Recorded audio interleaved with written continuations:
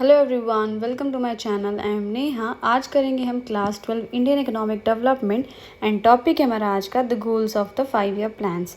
And guys, इस channel पे जितनी वीडियोस करेंगे सभी एनसीईआरटी की बुक्स में से करेंगे। तो देखो बुक में क्या लिखा है, a plan should have some clearly specified goals.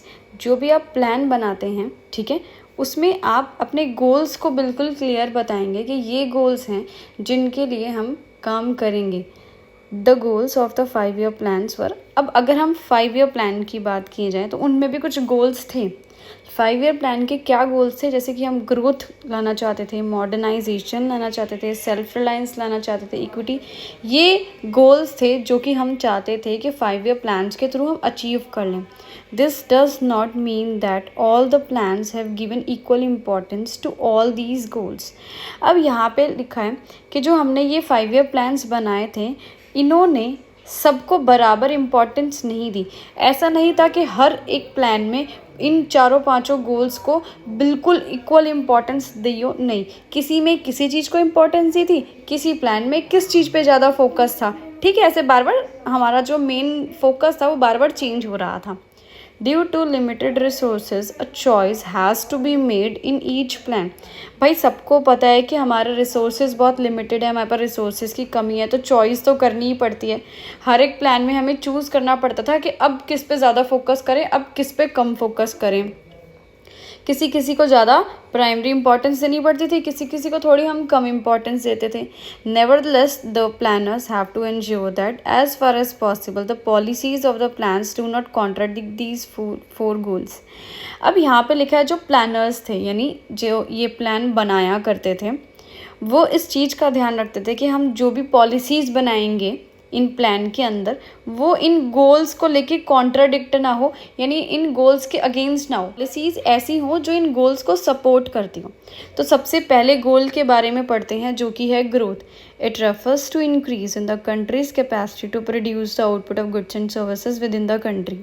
अब ग्रोथ का क्या मतलब है, यहाँ हम क्या करना चाह रहे थे, हम चाह रहे थे कि हम अपने देश में जितने भी गुड्स एंड सर्विसेज का प्रोडक्शन कर रहे हैं, हम उसकी कैपेसिटी को बढ़ाएं। यानी हम कोशिश करें कि हम ज़्यादा से ज़्यादा गुड्स एंड सर्विसेज का प्रोडक्शन करें। It employs either a larger stock of productive capital और a large size of supporting services. So इसका क्या मतलब था कि कैसे बढ़ाया जाए अपनी प्रोडक्शन कैपेसिटी को, कि ज़्यादा से ज़्यादा हम प्रोडक्शन कर पाएँ। Larger stock of productive capital, यानी ऐसी जगह पैसा लगाया जाए जिससे कि ये ज़्यादा प्रोडक्शन हो, जैसे कि मशीन्स में, एसेट्स में, इन सब चीज़ों में ज़्यादा पैसा लगाया जाए, क्योंकि अपने पास जितने मशीन्स, टूल्स वगैरह होंगे, एसेट्स होंगे, इतनी ज़्यादा प्रोडक्शन होगी। या फिर सर्विसेज पे पैसा लगाया जाए, जैसे ट्रांसपोर्ट, बैंकिंग, या फिर और प्रोडक्टिव कैपिटल अच्छी बनाया जाए, सर्विसेज अच्छी बनाया जाए। क्योंकि देखो, अगर ट्रांसपोर्ट वगैरह अपना अच्छा होगा तो क्या होगा, रॉ मटेरियल तुरंत हमारे पास अवेलेबल हो जाएगा, और जो हमने प्रोडक्शन की हुई है उस माल को तुरंत बेचा जा सकता है कहीं और भेजकर, है ना। तो बैंकिंग सिस्टम अच्छा होगा तो तुरंत पेमेंट आ जाएगी, तुरंत पेमेंट चली जाएगी। तो ये बहुत हमारी हेल्प करते हैं प्रोडक्शन में। A good indicator of economic growth in the language of economics. अब अभी देखो यहाँ लिखा हुआ है हमारी इकोनॉमी ग्रो कर रही है। ये हमें कैसे पता लगता है इकोनॉमिक्स में कि हमारी जो है इकॉनमी काफ़ी बढ़ रही है। Is steady increase in the gross domestic product, GDP. अगर हमारा जीडीपी बढ़ रहा है, हमारा ग्रॉस डोमेस्टिक प्रोडक्ट बढ़ रहा है, तो हम समझेंगे कि हमारी इकॉनमी ग्रो कर रही है। अब ये क्या आफत की बला है भाई, GDP. The GDP is the market value of all the final goods and services produced in a country during the year. So GDP का मतलब है कि जितने भी गुड्स एंड सर्विसेज हम अपने देश में एक साल में प्रोडक्शन करते हैं, उनकी मार्केट वैल्यू। जैसे कि सपोज छोटी सी भाषा में समझे कि 1 लाख रुपए के गुड्स एक साल में टोटल हमारे देश में प्रोडक्शन हुई है, या 1 करोड़ के गुड्स हमारे देश में प्रोडक्शन हुई है, तो वो कीमत की यहाँ बात हो रही है कि कितने रुपए के गुड्स एंड सर्विसेज जो हैं हम प्रोडक्शन करते हैं एक साल में। अब ये लिखा हुआ है कि हमने क्लास 10 के अंदर भी इसके बारे में थोड़ा बहुत पढ़ा हुआ है। You can think of the GDP as a cake and growth is the increase in the size of the cake. अब क्या बोल रहे हैं कि जीडीपी को आप बिल्कुल एक केक की तरह मानो, कि जैसे कि केक का साइज जैसे जैसे बड़ा होता है, ठीक है। तो यहाँ पे भी डिटेल में लिखी होगी, देखो if the cake is larger more people can enjoy it. इसमें लिखा है केक जितना लार्ज होगा, जितना ज़्यादा बड़ा होगा, उतने ही ज़्यादा लोग उसे एन्जॉय करेंगे, ज़्यादा से ज़्यादा लोगों को वो केक खाने का मौका मिलेगा और लोग खुश होंगे उस केक को खाकर, है ना। इसीलिए ऐसा ही जीडीपी है भाई, जीडीपी ज़्यादा से ज़्यादा होगा यानी ज़्यादा से ज़्यादा गुड्स एंड सर्विसेज प्रोड्यूस होंगे तो लोगों के पास ज़्यादा से ज़्यादा गुड्स एंड सर्विसेज अवेलेबल होंगे, वो ज़्यादा से ज़्यादा गुड्स एंड सर्विसेज का एन्जॉय कर पाएंगे, सहूलियत उठा पाएंगे उन गुड्स एंड सर्विसेज की। It is necessary to produce more goods and services if the people of India are to enjoy. वही लिखा है भाई, अगर आप ज़्यादा गुड्स एंड सर्विसेज प्रोड्यूस करते हो तो जो इंडिया के लोग हैं वो ज़्यादा से ज़्यादा गुड्स एंड सर्विसेज का इस्तेमाल करेंगे और वो रिच हो जाएंगे और अलग सी लाइफ जिएंगे। भाई देखो, जाहिर सी बात है, जितना ज़्यादा प्रोडक्शन होगा उतनी ज़्यादा हमें लोगों की ज़रूरत पड़ेगी गुड्स एंड सर्विसेज की प्रोडक्शन में। अब जितनी ज़्यादा लोगों की ज़रूरत पड़ेगी उतनी ज़्यादा लोग कमाएंगे, उतनी ज़्यादा लोगों के पास तनख्वाह आएगी, और लोगों के पास तनख्वाह आएगी तो उनके पास पैसे आएंगे तो लाइफ एंजॉय करेंगे, है ना। The GDP of a country is derived from the different sectors of the economy. अब भाई हमारे देश की जो GDP है वो अलग अलग सेक्टर से निकाली जाती है, ठीक है। जैसे कि एग्रीकल्चरल सेक्टर है, इसमें भी प्रोडक्शन की जाती है तो जीडीपी बढ़ती है। इंडस्ट्रियल सेक्टर है, इंडस्ट्रीज़ में जो गुड्स एंड सर्विसेज बनते हैं, साबुन तेल वगैरह, इनसे भी जीडीपी बढ़ती है। सर्विस सेक्टर, ज़्यादा से ज़्यादा हम सर्विसेज प्रोवाइड कराएंगे तो इससे भी जीडीपी बढ़ती है। The contribution made by each of these sectors make up the structural composition of the economy. अब भाई हर एक सेक्टर कितना कंट्रीब्यूट कर रहा है, चाहे वो एग्रीकल्चर हो, चाहे इंडस्ट्रियल हो, चाहे सर्विस सेक्टर हो, इससे हमारे देश की इकॉनमी का स्ट्रक्चर का पता लगता है। यानी हमें ये पता लग पाता है कि कौन सा ऐसा सेक्टर है जिसकी वजह से ज़्यादा जीडीपी बढ़ रही है, कौन सा ऐसा सेक्टर है जो ज़्यादा से ज़्यादा प्रोडक्शन कर रहा है। In some countries growth in agriculture contributes more to GDP growth. भाई बहुत सारे देश ऐसे हैं जो एग्रीकल्चर की वजह से अपना जीडीपी बढ़ा रहे हैं, while in some countries the growth in the service sector contributes more to GDP growth. लेकिन कुछ देश ऐसे भी हैं जिनमें सर्विस सेक्टर बहुत ज़्यादा ग्रो करता है और सर्विस सेक्टर की वजह से जीडीपी बढ़ती है ना। नेक्स्ट है मॉडर्नाइजेशन। तो मॉडर्नाइजेशन से यहाँ पे क्या मतलब है, हमारा खुद का मॉडर्न होना नहीं है, हमारी सोच मॉडर्न होना नहीं है, हमारे कपड़े मॉडर्न होना नहीं है। इसका मतलब है to increase the production of goods and services the producers have to adopt new technology. यहाँ मतलब है आपकी टेक्नोलॉजी नई हो, टेक्नोलॉजी अपडेटेड हो, लेटेस्ट हो, ये उस मॉडर्नाइजेशन की बात कर रहे हैं, ठीक है। फॉर एग्जाम्पल देखो ये लिखा हुआ है यहाँ पे, a farmer can increase the output on the farm by using new seed varieties. अगर हम एक फार्मर की बात करें, वो अपने खेतों में अगर आउटपुट बढ़ाना चाहता है यानी फसलें ज़्यादा से ज़्यादा उगाना चाहता है तो वो नई वेराइटी की अलग टाइप की कोई सीड्स यूज़ कर सकता है पुरानी टाइप की सीड्स को छोड़कर, ठीक है। Similarly a factory can increase output by using a new type of machine. Suppose एक फैक्ट्री है जो अपना आउटपुट यानी प्रोडक्शन बढ़ाना चाहती है तो वो नए टाइप की लेटेस्ट मशीन्स यूज़ कर सकती हैं जिनमें थोड़ा तेज़ी से प्रोडक्शन होता हो। Adoption of new technology is called modernisation. और जब हम न्यू टेक्नोलॉजी को अडॉप्ट करते हैं अपने कंट्री में, अपनी फैक्ट्रीज़ में नई नई टेक्नोलॉजी यूज़ करते हैं तो इसी चीज़ को बोला जाता है कि हम मॉडर्नाइज हो रहे हैं। However, modernization does not refer only to the use of new technology। अब एक बात और लिखी यहाँ पे, मॉडर्नाइजेशन का मतलब सिर्फ ये नहीं है कि नई टेक्नोलॉजी लिया है बात ख़त्म, और कुछ नहीं, सिर्फ नई मशीनें लिया है नहीं, but also to the changes in the social outlook such as the recognition that women should have the same rights as men।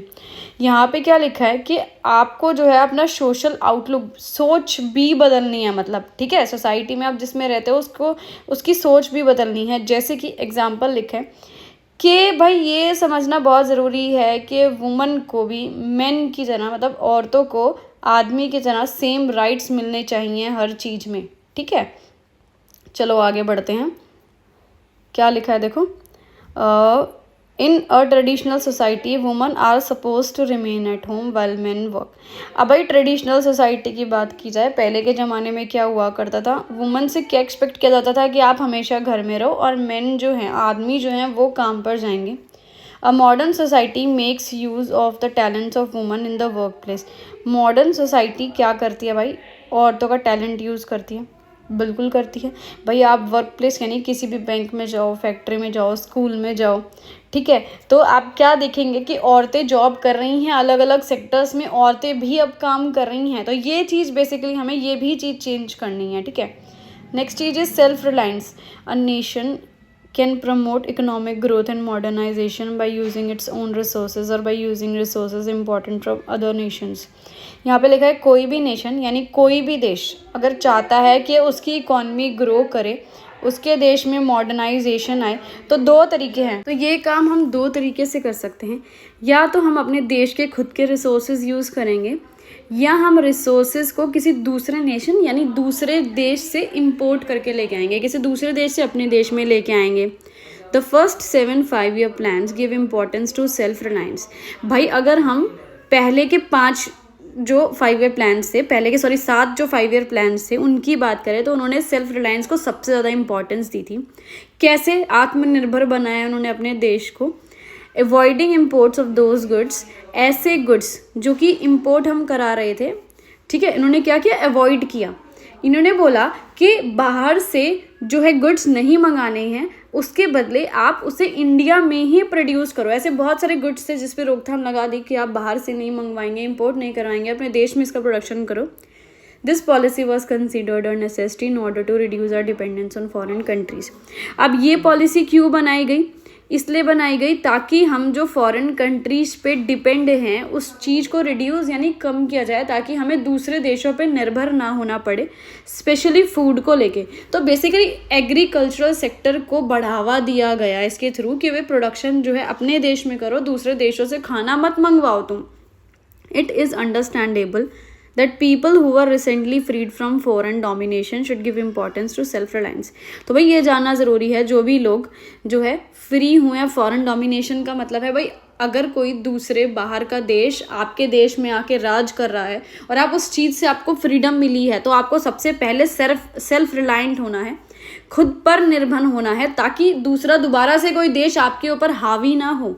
Further, it was feared that dependence on imported food supplies, foreign technology and foreign capital may take India's sovereignty vulnerable to foreign interference in our policies। भाई इस चीज़ का भी डर था कि dependence on imported food supplies, अगर हम ज़्यादा डिपेंड हो जाएंगे फूड को लेके दूसरे देशों पे, या फॉरेन टेक्नोलॉजी को दूसरे देशों पे डिपेंड होंगे, फॉरेन कैपिटल यानी बाहर के देश के पैसे पे हम ज़्यादा डिपेंड होंगे, तो इंडिया की जो सॉवरेनिटी है वो बहुत ज़्यादा वल्नरेबल हो जाएगी, फॉरेन लोगों के हाथ में आ जाएगी, वो इंटरफेयर करेंगे।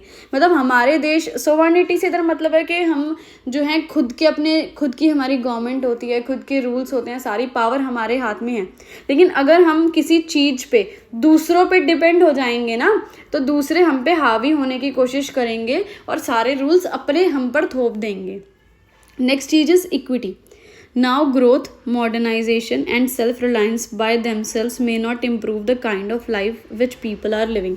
अब ये लिखा है ठीक है, आप ग्रो कर रहे हो, आप मॉडर्नाइज भी हो रहे हो, सेल्फ रिलायंट भी हो रहे हो, ठीक है, लेकिन जो लाइफ अभी हम जी रहे हैं वो इस चीज़ को इम्प्रूव नहीं कर सकती हैं ये तीनों चारों चीज़ें मिलके। A country can have high growth, the most modern technology developed in the country itself and also have most of its people living in poverty। यहाँ पे लिखा है अगर हम किसी भी देश की बात करें, हाँ वो ग्रो कर रहा होगा, बहुत बड़ी बात है, अच्छी बात है, उसके पास लेटेस्ट टेक्नोलॉजी भी होगी, बहुत अच्छी बात है, लेकिन ये चीज़ पॉसिबल है कि ज़्यादा से ज़्यादा लोग उसके देश में बिलो पॉवर्टी लाइन होंगे, बहुत ज़्यादा गरीब होंगे। मतलब इतनी ग्रो करने के बाद भी, इतनी ग्रोथ करने के बाद भी, लेटेस्ट टेक्नोलॉजी होने के बाद भी लोग गरीबी रेखा के नीचे जी रहे हैं, ऐसा क्यों? It is important to ensure that the benefits of economic prosperity reach the poor sections as well instead of being enjoyed only by the rich। तो यहाँ पे क्या चीज़ जाननी इम्पॉर्टेंट है कि जो इकोनॉमिक प्रोस्पेरिटी है, यानी जो हमारी इकोनॉमी इतनी फल फूल रही है, उसका फ़ायदा जो है गरीब लोगों को भी पहुँचे। ऐसा नहीं है सिर्फ रिच लोग ही उसका फ़ायदा उठा रहे हैं, तो गवर्नमेंट को इस चीज़ का ध्यान रखना है कि गरीब लोगों को भी इसका बेनिफिट मिले। So in addition to growth, modernization and self reliance, equity is also important. So भाई ठीक है, ग्रो करो, मॉडर्नाइज हो, सेल्फ रिलायंट बनो, लेकिन सबको बराबरी से देखो, सबको इस चीज़ का बेनिफिट दो। Every Indian should be able to meet his, भाई कोई भी इंडियन आदमी है ठीक है, इंडिया में रहता है, तो उसकी बेसिक नीड्स जो है पूरी होनी चाहिए। उसको प्रॉपर खाना मिलना चाहिए, एक घर मिलना चाहिए, proper education, health care facilities, हर टाइप की इनइक्वालिटी से वो बचना चाहिए। जैसे कि इनइक्वालिटी यहाँ किसकी बात हो रही है, डिस्ट्रीब्यूशन ऑफ वेल्थ की बात हो रही है। भाई डिस्ट्रीब्यूशन ऑफ वेल्थ से मतलब है भाई आपने देखा होगा कई लोग बहुत ज़्यादा अमीर हैं, कई लोग बहुत ज़्यादा गरीब है, तो इस डिफरेंस को बेसिकली कम करना है और इसमें गवर्नमेंट ही कुछ कर सकती है। इस वीडियो